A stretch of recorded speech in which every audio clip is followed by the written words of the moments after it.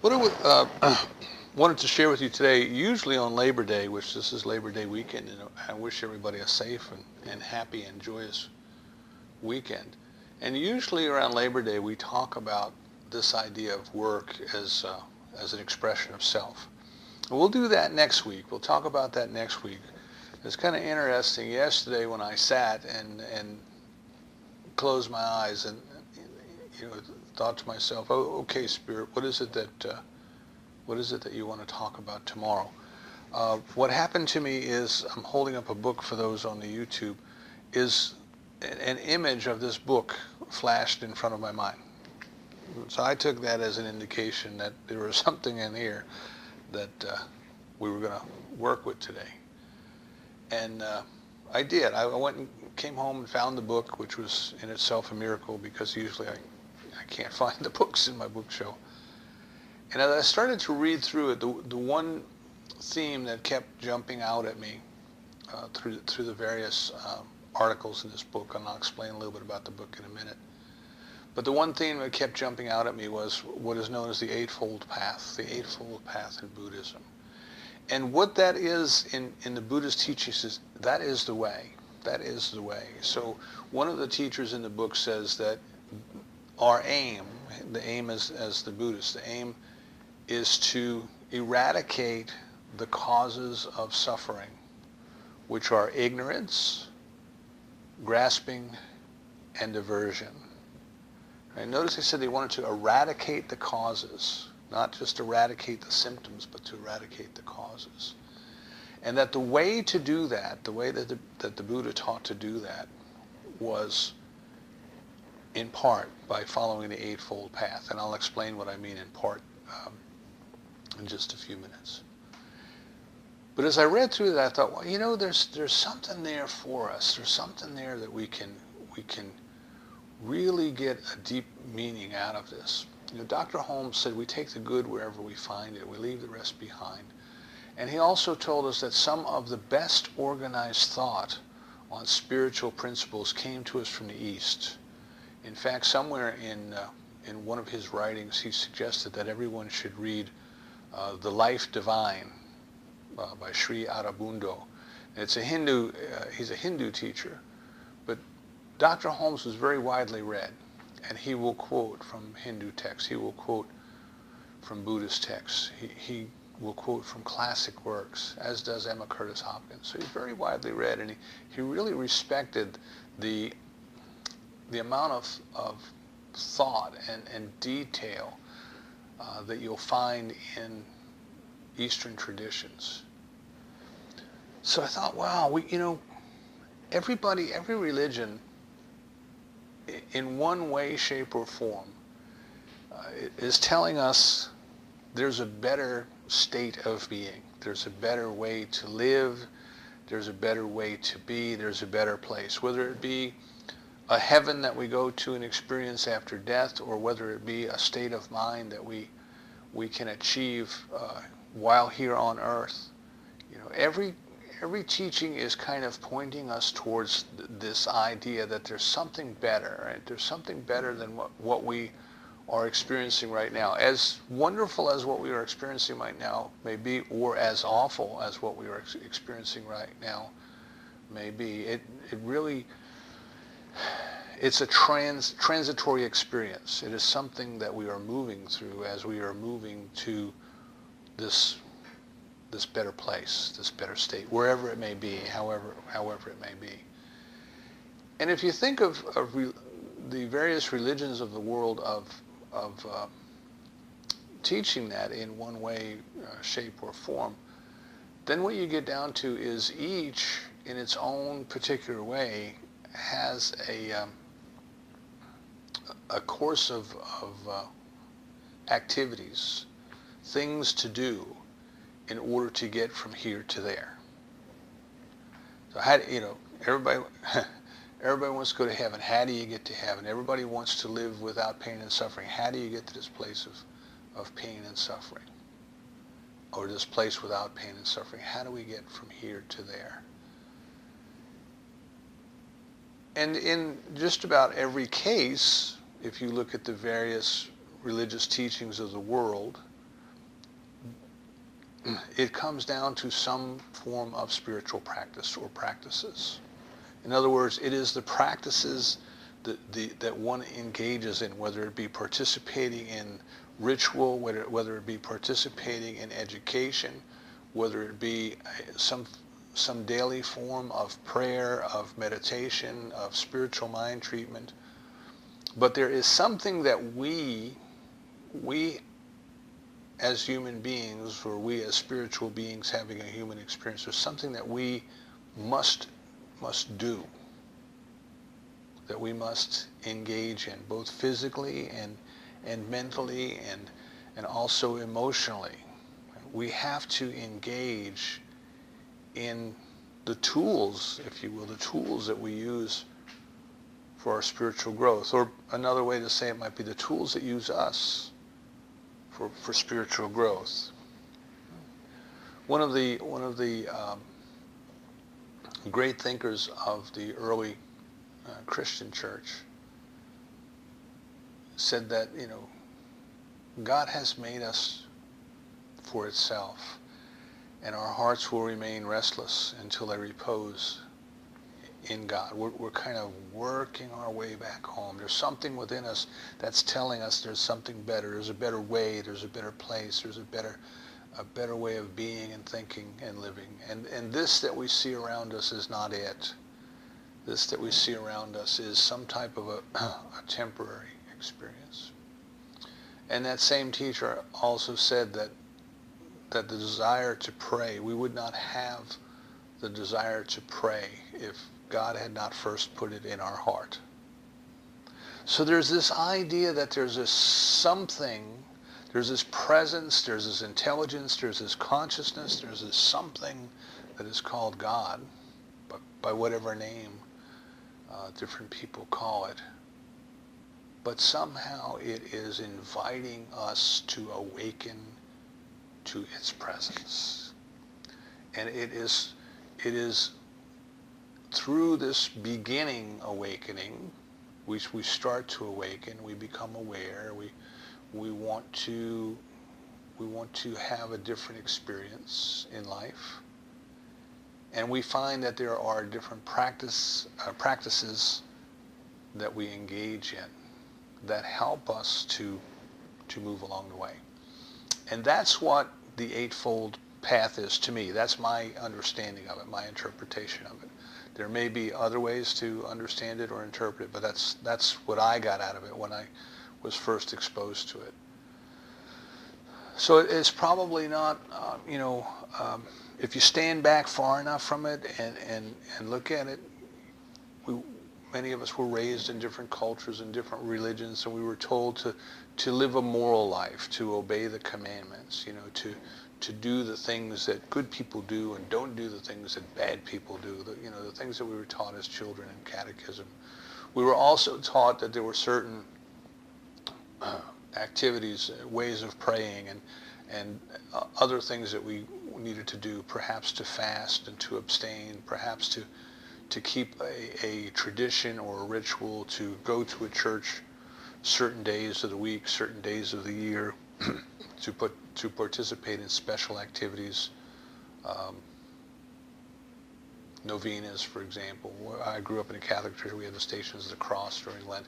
But there's these different things, these different rituals that you participate in, and they were all there to help your growth. Sacraments of the church sometimes were taught. So each different teaching is trying to tell us in its own way, that there's something bigger out there, there's something better out there, there's something that's a whole lot different than what we have here, and that the way to it is to engage in certain spiritual practices. And what we want to do is we want to look at these ideas from Buddhism today, and we want to kind of look at them in light of, well, how do we understand things in religious science? How do we teach things when we're teaching science of mind? How do these ideas from the Buddha, who lived a long time ago, how do these ideas help us today? How do they help us today? Now, the way that I got this book is a story in itself. how it came to my possession. Lori and I had moved to Carolina Beach, North Carolina, and we were just beginning our work in the Wilmington area. And one Sunday, I think we were doing a series on world religions, looking at different world religions. And when it came to the Sunday on Buddhism, I took a stack of books. I always had a stack of books, and I had a big green, sort of an army duffel bag, only smaller, but it kept my books in it. And I would load my books and my notebooks and my pens and all the things that, the tools that I used in getting my thoughts collected in those days. And I went down to the beach, and I was sitting on a little bench overlooking the ocean. You know, they've got the little wooden platform there, and then there's a walkway that goes down to the beach. One side of the walkway goes to the beach, the other side it goes back to the parking lot. And the whole thing kind of goes over the dunes. And I was sitting there on this wooden platform, sitting on this bench, and I was looking out over the dune. I was looking at the ocean, and of course the wind was blowing. It was a beautiful day. And there were some surfers out there in the water. And one of the surfers came up out of the water and put his surfboard under his arm and came walking straight up the boardwalk towards where I was. And as he was passing me, he looked down and he saw a book that I was reading. And I think the book was What the Buddha Taught. It's a little book that I have. Very, very good, very invaluable for anybody who's interested.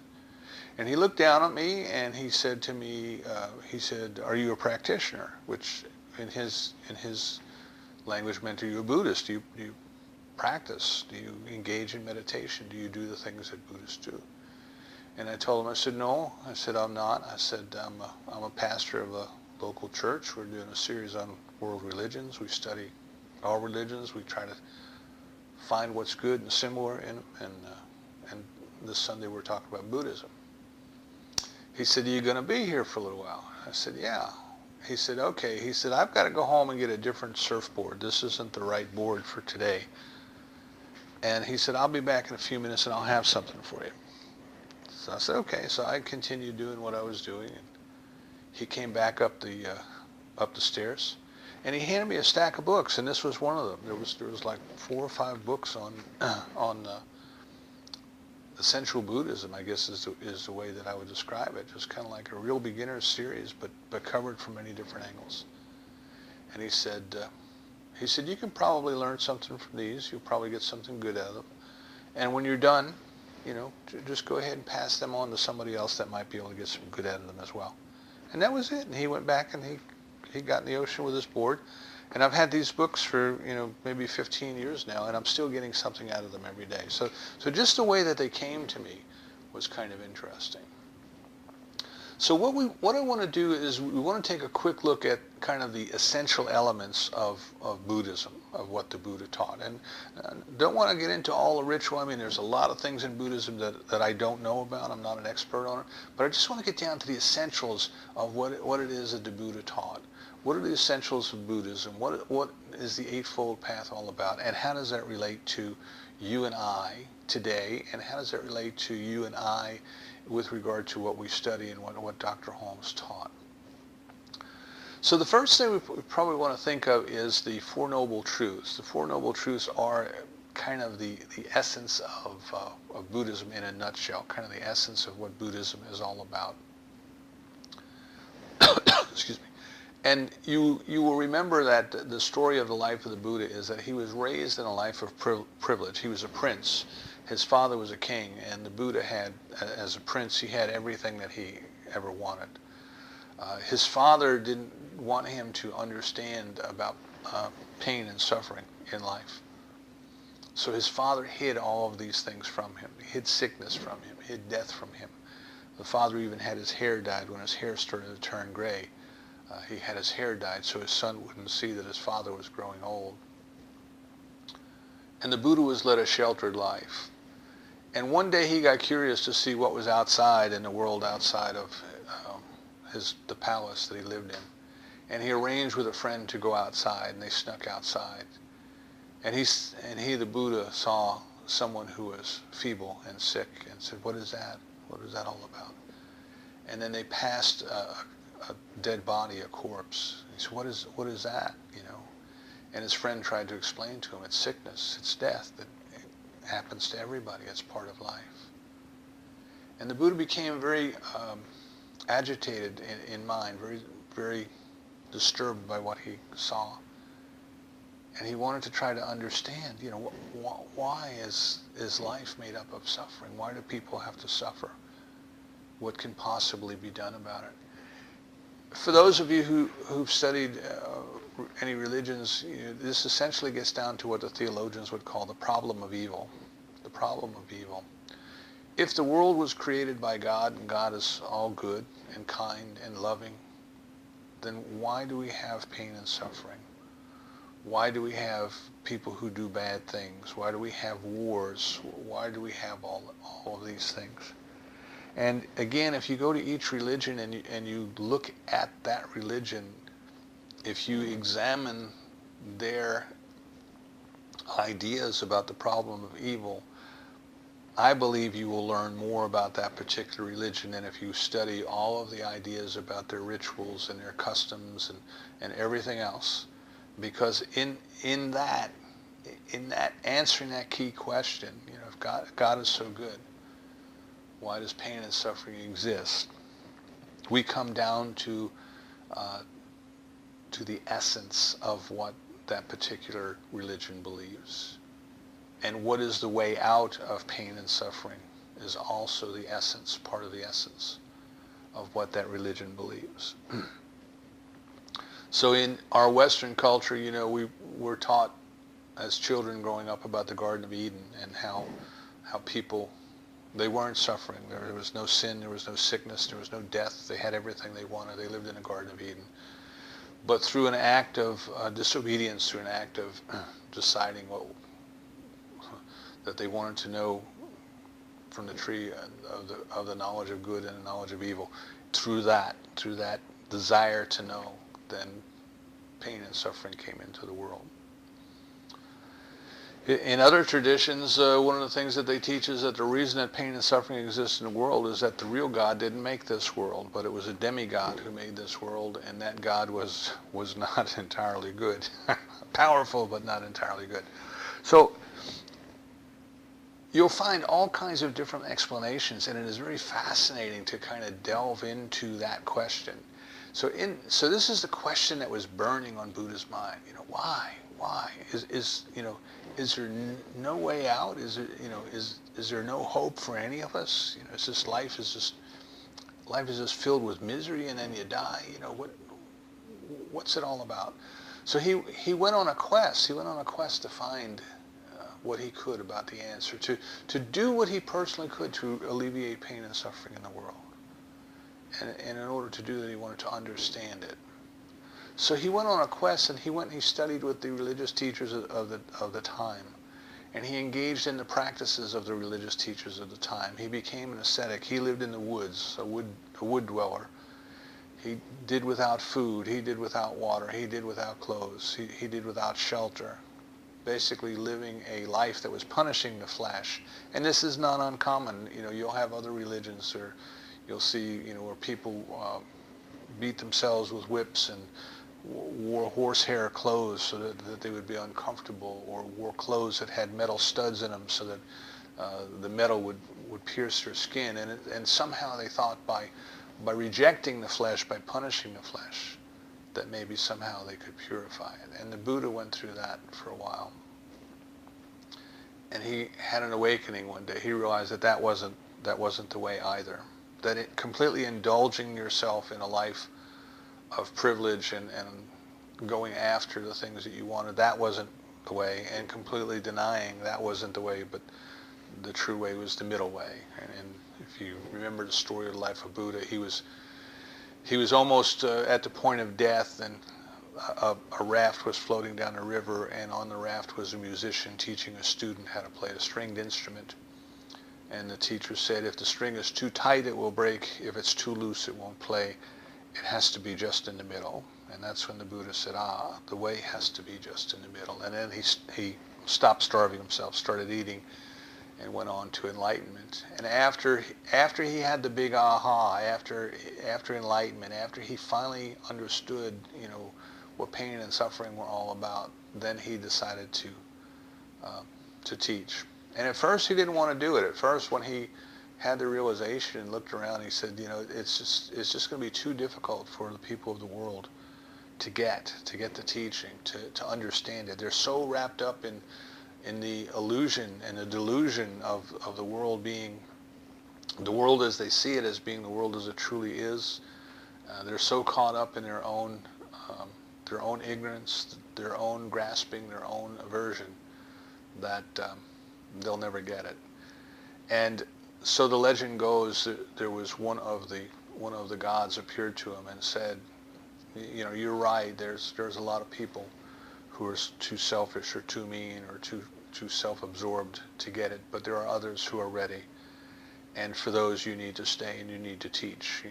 You need to share what you have learned for their benefit. So he decided to stay. So what the essence then of the way the Buddha tried to put it down and tried to teach it was, in the Four Noble Truths, he tried to make it as simple as possible. And the first noble truth was just the fact that suffering exists. It is just the nature of human life that suffering exists. It is there. Nobody can avoid it. It is part of life. It is just there. As we find life, as he found life at that time, in general, as we find life. Wars exist, famine exists, human cruelty exists, genocide exists, hunger exists, inequality exists. All of these things exist. They exist as experiences, and people have these experiences. And they just are. They just are. It's just the way that life is. But nobody wants the pain and suffering. And the question then becomes, well, if pain and suffering exist, what then might the cause of pain and suffering be? And if we understand that pain and suffering exist, then is there a way to get out of it, a way to avoid it, or a way to move beyond it? And if so, what those steps might be. So the first noble truth says that pain and suffering exist. And you may remember there was a story about a woman who came to the Buddha and her baby had died. And she came to the Buddha and she said, can you bring my baby back to life for me? And the Buddha said, I could do that. You need to do one thing for me first. I want you to go into the village and I want you to borrow a cup of salt from a house that has not experienced pain and suffering. And she went door to door and she said, I need to get a cup of salt from a house that has not experienced pain or suffering, so the Buddha will bring my baby back to life. And of course she couldn't do it. And she came back and her realization was that pain and suffering were part of life. That's just the way it was. The second noble truth gets into the idea of the causes of pain and suffering are basically human attachments. Human clinging is the way that he put it. We want things, or we don't want other things. Grasping and aversion. We want some things and we don't want other things. And we constantly strive, for these things. And if we get them, we're not satisfied, because they're impermanent. Whatever they are impermanent. They are changing. Everything is in constant flux. Everything is in constant changing. And what he eventually came to, he said, it is our clinging. It is our mental attitude of trying to hold on to things, trying to get more of things. Materialism, greed. If we're in the top 1%, we want to be in the top 1/10 of 1%. If we're in the bottom 98, we want to move up. We want more. We want to have more in our human life. We think if we just get this one house, we'll be happy. If we get this type of car, we'll be happy. If we can get this particular person to marry us, we'll be happy. All of these different conditions that we put on life, and this is what the Buddha called a conditioned experience, right? We have all these different conditions, and we think if we satisfy those conditions, finally we'll be happy. And of course, we're never going to be happy. we get all those conditions satisfied, and then we start worrying about, well, what happens if I lose all my money? What happens if I lose my health? What happens if my spouse leaves me? All of these kinds of things. So the cause of the pain and suffering then is our clinging, is our holding on. And then the third noble truth then has to do with, well, what we want to do is we want to stop this clinging. We want to move our consciousness out of a state of clinging. We want to recognize that everything that we see around us is really literally an illusion. It is confusion created by human consciousness out of grasping and aversion. Look at our entire economic system. Look at our stock markets. Look at what's going on in the financial markets. It's all about, we created an entire system with a set of rules and all of these things about how money gets passed back and forth. And it's not even real money that gets passed back and forth. It's numbers in a computer now that get passed back and forth, but when they do, somebody else gets rich off of it. We created this entire system based on grasping and aversion. We want pleasure, we want to avoid pain. And rather than try to work in the symptoms of, changing things as they are, changing the system, what we need to do is we need to move our consciousness completely out of that mode of thinking, that mode of being, that mode of believing that that's the way it is and that's the way it has to be. See, none of that is permanent. All of that is coming to an end. All of that is coming to its own end. Our bodies are coming to an end. Our homes are coming to an end. Their businesses are coming to an end. Everything that we know is coming to an end. It is all impermanent. And when we really get that, then we start to say, well, why am I clinging to something that's going away? It's like the ship's going down and you're holding on to the anchor because it was a really good anchor. You really liked it. You made it yourself. I'm going to treasure this anchor forever. Of course, the anchor is going to take you right to the bottom. So the way out, then, the third noble truth is the way out is not to try to not to spend so much time trying to affect the circumstances, but rather to get to the cause and to eliminate the cause which is going to be in consciousness. And then the Eightfold Path that was laid down, that's the fourth noble truth. The fourth noble truth says, and the way that you do that is you engage in this Eightfold Path. It's a path that you start out on and you progress on, and it's a path of spiritual practices that you engage in, because as you engage in these spiritual practices, as outlined in the Eightfold Path, what happens is your attachment to human life as you had previously known it starts to dissolve. Your attachment to your ego starts to dissolve. Right? Your attachment to desire, to having, to grasping, to greed, it starts to dissolve. Your attachment to aversion, to trying to get out of things like hard work, or pain, all of that, it starts to dissolve, because we recognize that these things are all transient.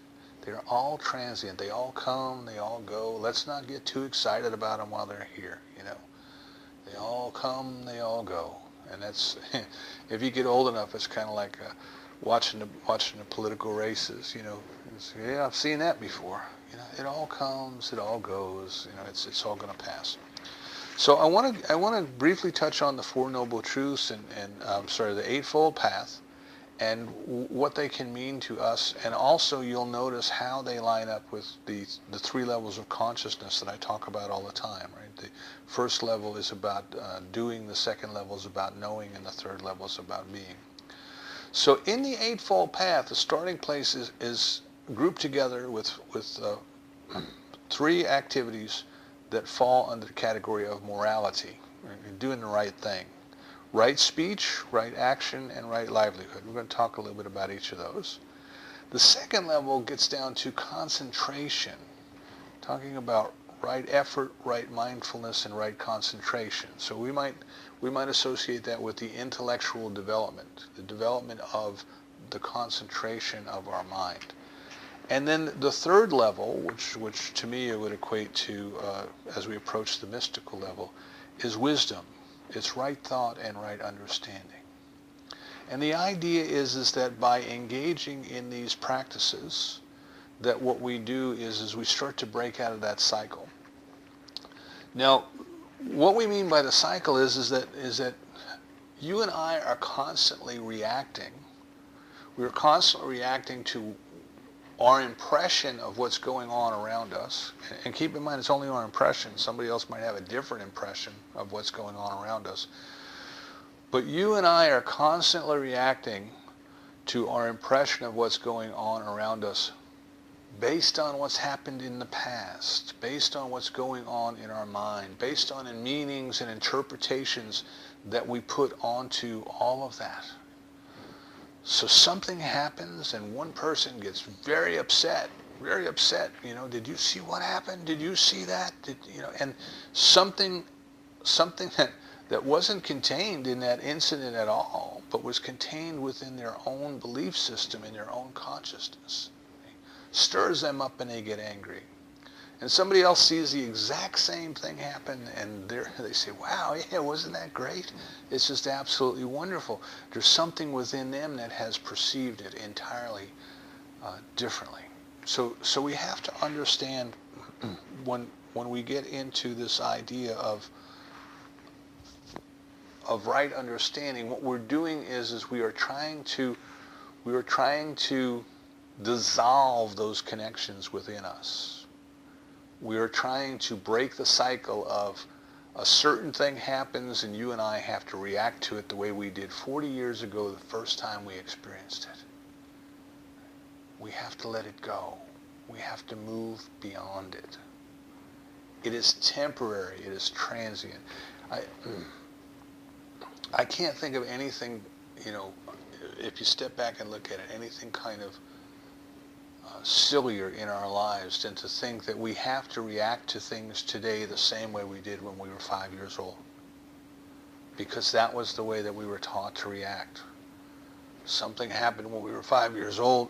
Maybe it was the first time we ever saw it happen, and the people around us taught us how to react to that situation. And for many of us, we've been living our whole life reacting the same way.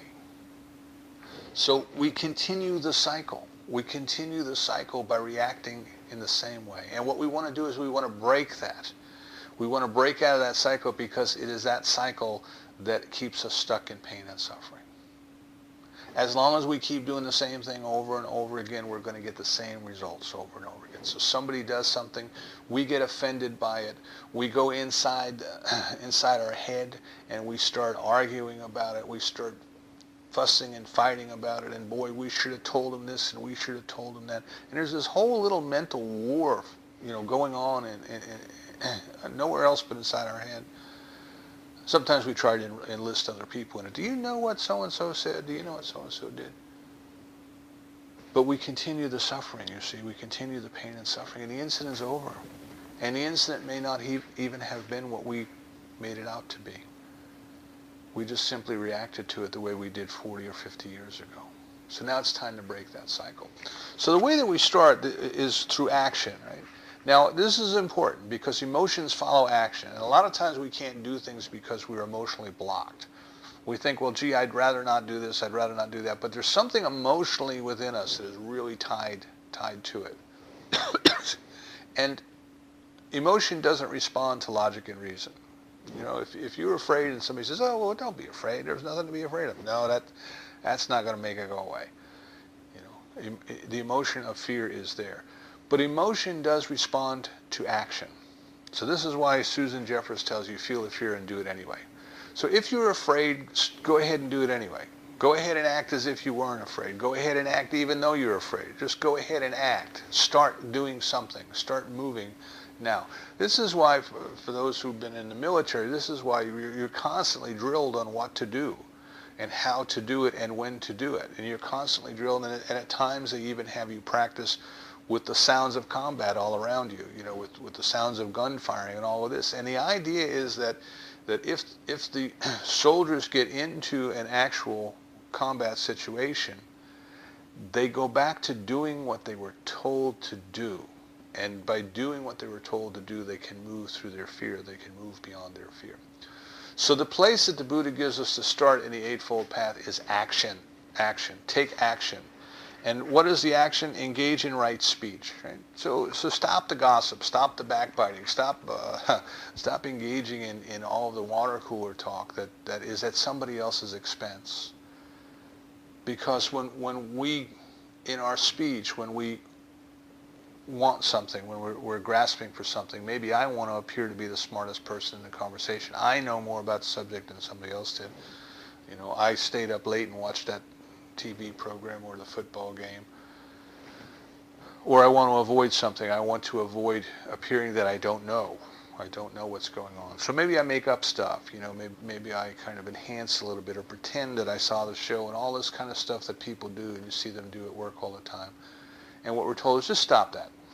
Just stop that. It's not doing anything to help you do the most important thing in your life, which is to eradicate the cause of pain and suffering, which is ignorance, grasping, and aversion. So right speech, you know. I remember we used to have something, it said, before you say anything, think about it. Is it true, is it kind, or is it necessary? And if it's none of the above, then don't say it. Kind of a very simple way of saying engage in right speech. Right action, you know, are you doing, make the right thing at the right time? Ernest Holmes says, is the thing that you want to do, does it cause harm to anyone? Does it try to take anything away from anyone? Well, if it does, then don't do it. Then don't do it. See, so it ties into to right action. Be kind. Be kind in our actions, be kind in our words. We learned this in kindergarten. I remember the book, Everything I Needed to Know, I learned in kindergarten. And right livelihood. You know, what is it that you do for a living? If you're a pacifist and you're making nuclear bombs, you're in the wrong job. You know, you can't be engaged in killing and be against killing both at the same time. Now, I understand that human beings rationalize it, and they think if I make a bigger bomb, killing will stop, but that hasn't ever worked so far yet. So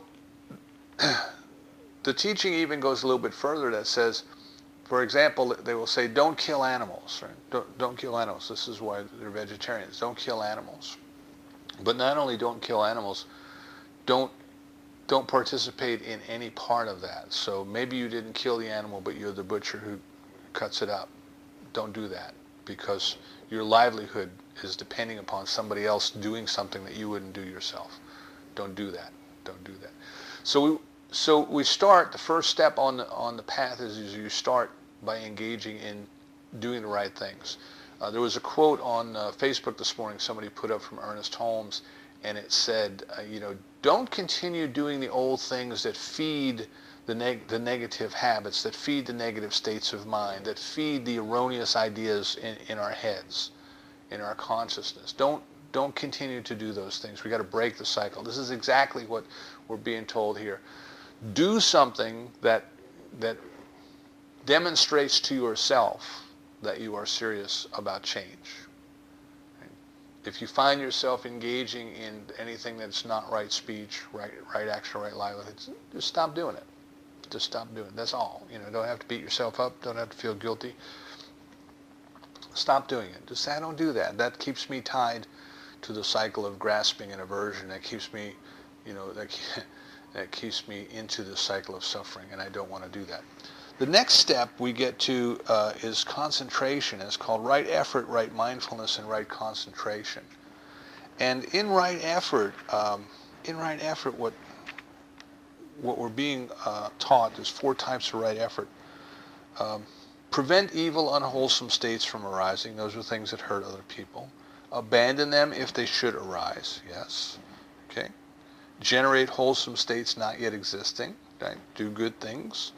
And maintain them without lapse, causing them to develop and reach their full growth and perfection.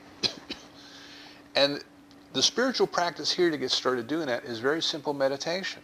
Very simple breath meditation. And just become aware of your breath.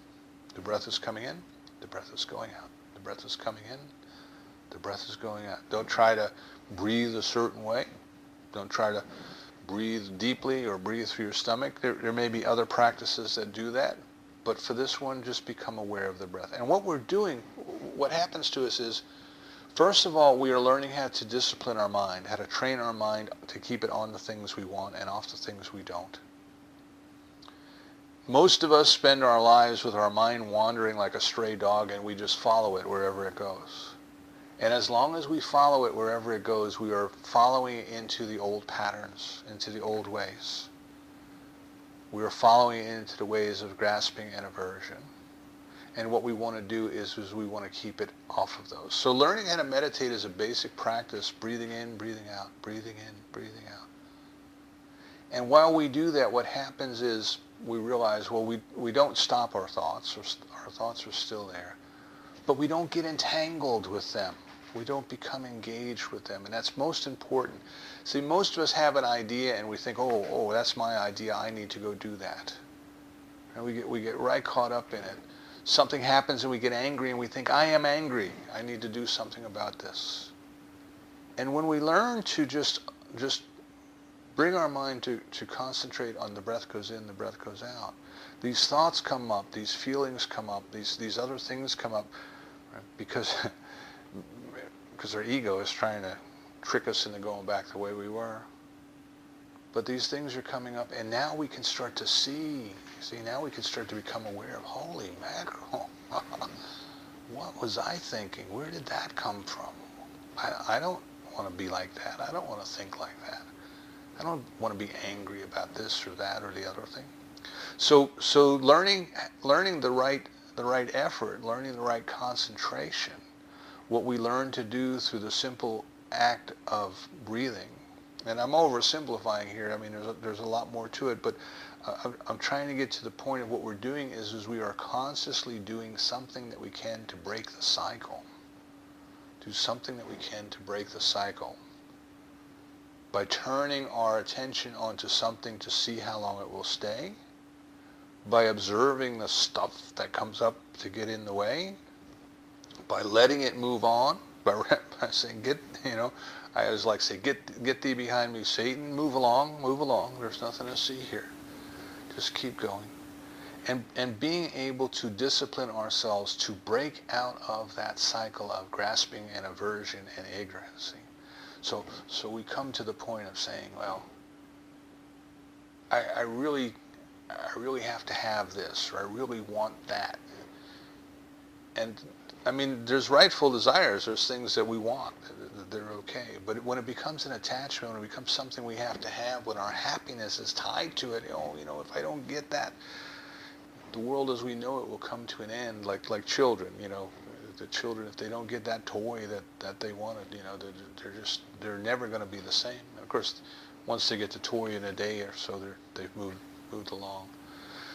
So the second group of activities then have to do with concentration, with being mindful.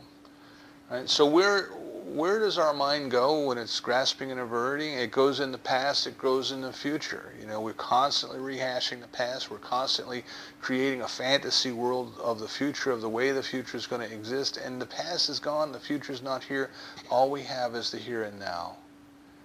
And of course, Ernest Holmes would tell us, keep your mind on what you want and off what you don't want. So bring your awareness to the here and to the now. And don't get entangled with the past. The past is gone. You can't change it. And don't worry about the future. As we said a couple weeks ago, the future is what you're creating today, with what you're thinking today. So be peaceful today. Be mindful today. Be in a state of awareness today. And what you'll notice is that the interruptive thoughts, the disruptive thoughts, the thoughts that try to come into you as you're meditating and take you away from it, they get less and less. They diminish over time. And your ability to stay and keep your mind stayed on where you want to keep it stayed, it enhances.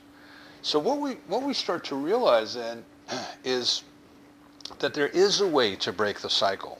There is a way to get at. We're not just poor, hopeless beings that we might as well eat, drink, and be merry until we die, but that there is a way for us to consciously choose. There is a way for us to learn how to discipline our consciousness, to keep our mind focused on the thing we want. Right? And this is exactly what Dr. Holmes tells us in treatment. We have to keep our mind and keep it changed. We have to understand it's a process by which the power of treatment we would add to all this the power of treatment, because treatment will set in motion the law of mind that will help us to make the changes with our intention to eliminate, to let go of those changes. But what we are learning to do is we are learning discipline. So if you take it back over into treatment, what the Buddha is talking about with concentration and mindfulness, if you sit down in the morning and you do a treatment for peace, and as soon as you're finished the treatment for peace, you turn on the TV and you start complaining about the politicians or another country or all those things, you haven't changed your mind. You may have changed it for a couple minutes while you were in treatment, but you haven't kept it changed. So it's the discipline of changing your mind and keeping it changed. And then the last step really comes into what he calls understanding, wisdom. And this is very interesting, because in the explanation of wisdom, it's not just hearing it from another person. So you hear things from another person. You hear me say it. You hear somebody else say it. That's one level. But then you take those ideas and you wrestle with them and you make them your own. You think, well, how does it relate to other things that I've heard? And what other information might there be? And can I go read other books? And can I listen to other talks? And can I engage in different workshops? And how can I personalize this? See? So it's not somebody else's idea. Now I'm making it my own. But what the Buddha is talking about is the experience. The third level is the experience. We actually have the experience. So he had the experience sitting under the tree. He had the enlightenment experience in which he could see that everything around us was illusion. Everything around us was delusion. Everything around us is created by the human consciousness acting out of the fear, out of the grasping, out of the desire, out of the ignorance.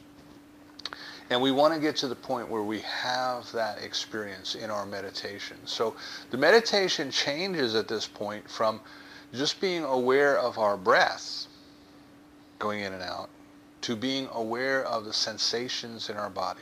Just aware, not trying to change them, just aware.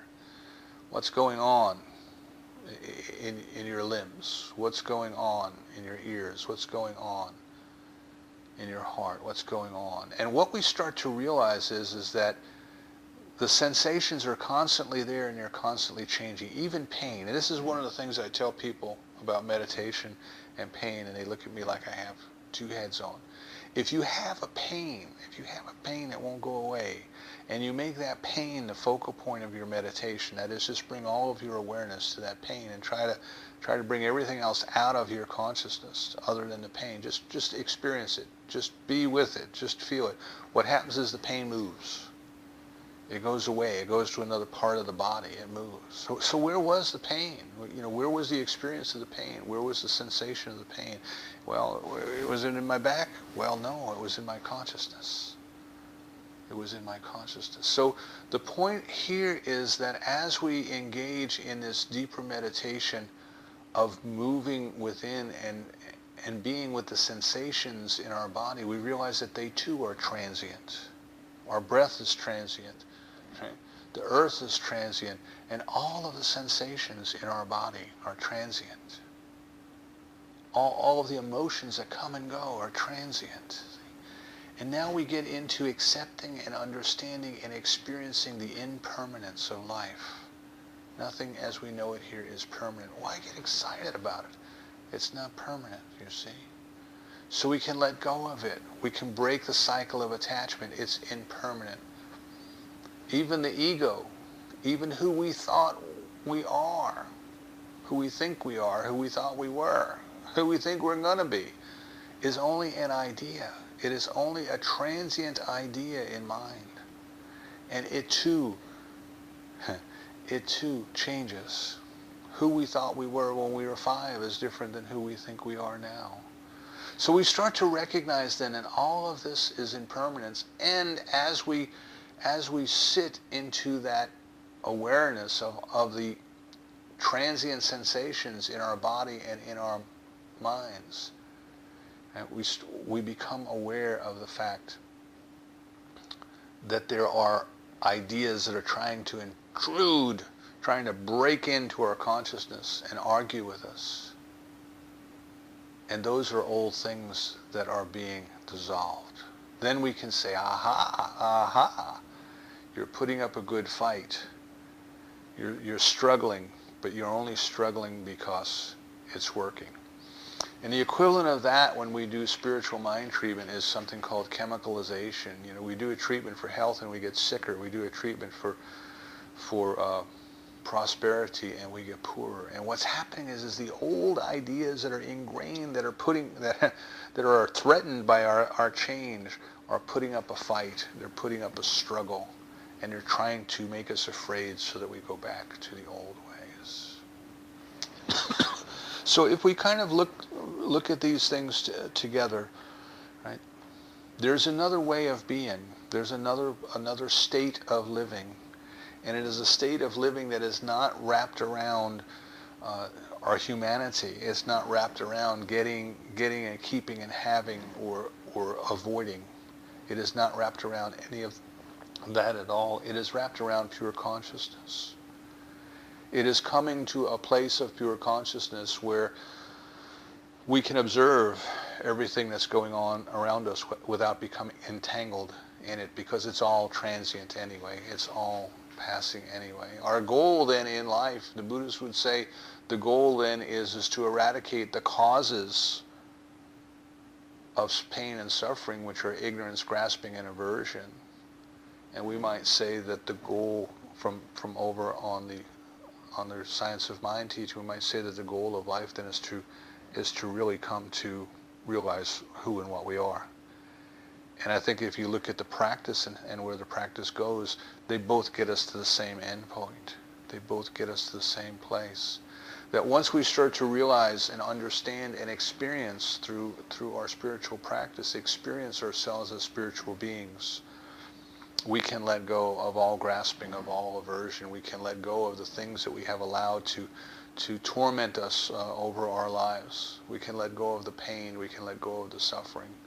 And we can simply learn to live life in the moment, in the now, as an expression of love, out of unity, out of oneness, out of kindness, out of right action, if you want to call it that. So I invite you then this week, if you haven't been exposed before to any of the ideas of Buddhism, of the Four Noble Truths and the Eightfold Path, do a little bit of research. See what you can find on the web. See what you can find, any books on the library. See how these ideas relate to other things that you have learned in your life. I think that they're all trying to take us to the same place, which is the experience of the consciousness that is the presence of God. And we can learn from every tradition if we will open our heart and our eyes to find and keep the good where we find it. The important thing to remember is that you have to engage in the practice. Whatever the paths might be, you have to engage in the practice. Talking about it, knowing about it, that's not going to help you. Right? It's like learning how to play an instrument. You can read books about music all year long, but until you sit down at the keyboard, you can't play. And in the playing, something happens that you learn what all of the theory in the books was trying to tell you. So make your spiritual practice something of a discipline, something that you want to do, something that you want to learn. Excuse me. Engage in it. Find practices that work for you. In our meditation class, we're working from Osho's Book of Wisdom. There's 113 different meditation practices in there. So if one doesn't work for you, there's bound to be another one that will. Find something that works for you. Make some time to do it and engage in it. Do your spiritual mind treatment daily for ideas that lead you to the perfect practice or practices for your spiritual growth. Do your spiritual mind treatment daily to release and let go of any and every idea in consciousness that has served to separate you from God. And do your treatment daily to know that the love and the presence of God is right where you are, revealing itself to you in a manner that you cannot mistake. This is all transient. We're all passing through. It's a perfect place to practice to develop our consciousness. And that consciousness we will take with us when we leave. So we might as well work on it now so we don't have to do it later. And so it is.